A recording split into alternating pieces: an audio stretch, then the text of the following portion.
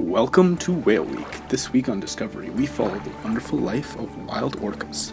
See how they survive, hunt, and nurture their young. Mother killer whales stay with their offspring for the majority of their lives. They can grow to be 32 feet long and weigh as much as 22,000 pounds. These amazing animals have strong relationships in social communities, problem solve with other mammals, and can even recognize themselves in a mirror. Stay tuned for this amazing journey. This week only on Discovery.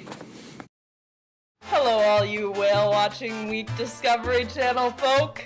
I'm here live from Marineland as marine landowner Bob Dylan, telling you about how we have been under fire recently for legalities around our whales in captivity, and I'm here to say that actually they're very vague and, well, very non-specific, so we actually aren't doing anything wrong legally. And also there's actually not even laws surrounding the transportation around whales, and these creatures are so complex. I mean, there's not even a chance at trying to make a lawsuit against us. Because, I mean, it's not like, we treat our animals really well, legalities or not, but yes, please, come to Marineland, everyone loves it. I think I want to know a little bit more about marine parks. Let's go! Why do we have whales in captivity? SeaWorld couldn't survive without them. They're super important for our finances. They bring most of our customers, and really when you talk about taking whales out of SeaWorld, you talk about shutting down SeaWorld itself. There are other reasons to have whales as well. I mean, if you look at the Vancouver Aquarium, they've had whales in captivity for years. And what have they done with them? They've studied them, they've learned, and now we understand way more about how humans impact whales in the ocean.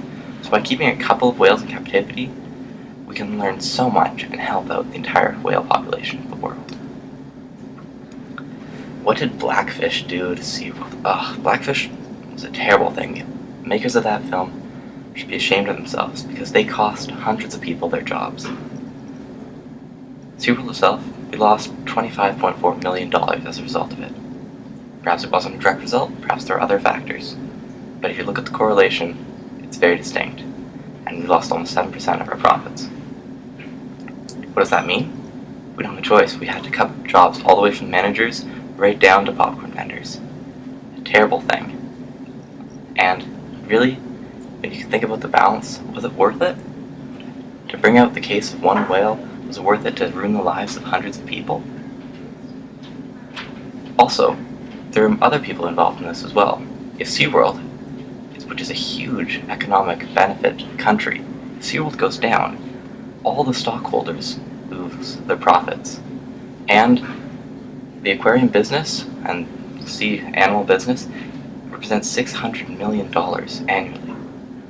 We can't afford to lose that as a nation. SeaWorld should be kept going. Why does SeaWorld need whales?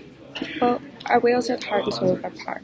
They account for 70% of all of our revenue. I mean, not that money is the most important thing, but without our whales, the park wouldn't be in operation.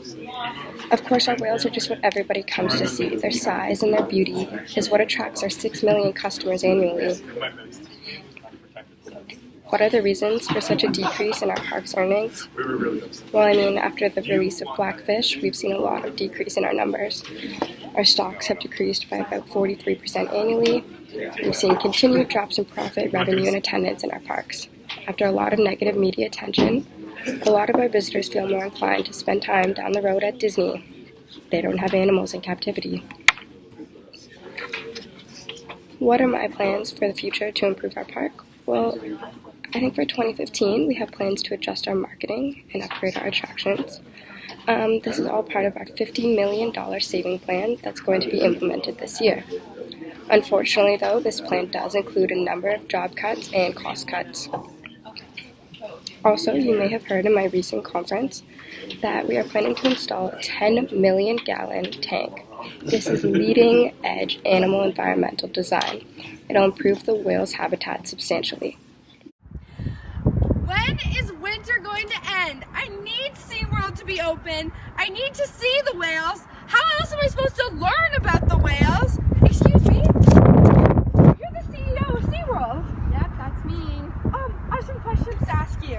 Okay, well, our park's closed right now because it's winter. No, that's okay. I read in the paper that last year at the end of the season, a trainer died. Well, that did happen, but SeaWorld isn't held accountable for that. That had nothing to do with us. It was a freak accident. It has nothing to do with the habitats that our whales live in. They live in perfectly good conditions. They're very happy. It was just a freak accident that none of us could have controlled. That's great, but you need to hurry up and open. We'll open our doors soon enough.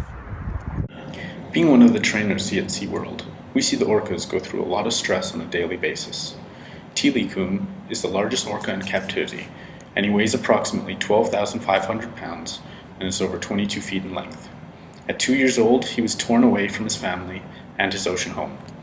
After being transferred to SeaWorld, he formed stomach ulcers from the constant stress and attacks endured by other whales.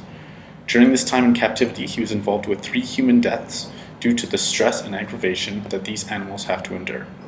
Aggression towards human is nearly non-existent in the wild. The stress of living in confined spaces put the whales and employees at constant risk. Hello, I'm Whale Expert 1. And I'm Whale Expert 2, and this is Eric the Whale. There are countless differences between whales' lives in captivity versus whales' lives in the wild. For example, in the wild, they get to live in an ocean and swim around traveling all day. In captivity, they're forced to live in tanks the size of bathtubs, essentially. There are also many behavioral differences and health defects compared to whales in the wild and compared to whales in captivity. For example, whales in captivity tend to ram, bite, and scratch. Eric the Whale, calm down! They bite trainers and even other whales in captivity. Whales in captivity are also forced to eat fish that have been frozen and then de-thawed. And in the wild, this is their only source of water, so it's not very hydrating when it's been frozen and then de-thawed. Also, the thrill of the hunt has been taken away from them. Whales in captivity also show health defects, such as teeth problems, and they also show a dorsal fin collapse in 60 to 90% of captive whales. Also, whales are very social creatures normally, but often have to live with only one or perhaps alone in captivity. They live in matrilineal societies in the water, where often they live with their mother for their whole lives, the son. Another thing about whales in captivity is that often trainers like to advertise that they live much longer. This is not the case, however, at all. Life expectancy in captivity is around 25 years, but is actually 50 to 80 in the wild. This is a ginormous difference. It's clear to see that any educational and conservational benefits of keeping whales in captivity do not outweigh the harm it does to these poor creatures.